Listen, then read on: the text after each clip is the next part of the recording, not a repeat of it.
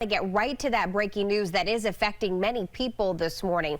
WBTV's Liliana Pearson has been live at this scene on South Boulevard in South Charlotte for about 2 hours now, Liliana. So walk us through what happened a short time ago. It looked like we actually saw some lights come on in that live picture you have out there.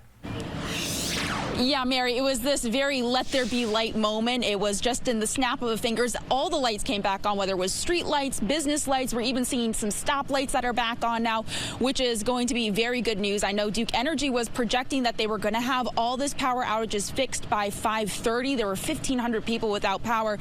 And as soon as 5:30 rolled around, that power came back on. So that is the good news. Now that we have some light, I'm actually going to zoom in here for you so you can see a little bit of what is going on. We have about 3 Duke Energy trucks here, and hopefully you're able to see that white car that caused this down power line. You can see that power line that is down. That was the cause of all the outages that we were seeing this morning. If you go ahead and take a look at some video that we shot earlier, hopefully you're able to see some better details. We do know that the person that was involved in this crash, they were checked out by medic here on scene. It was determined that they were okay.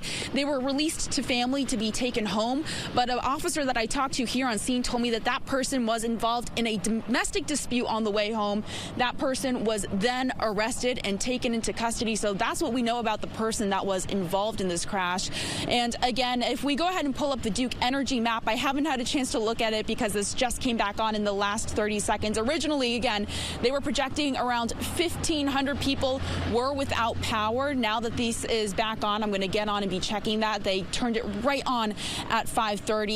We are seeing them start to come down with some signage to block off where this accident is. As this morning commute is going to pick up, I'm assuming that there's going to be at least one lane that is going to be closed, so that is going to be impacting people.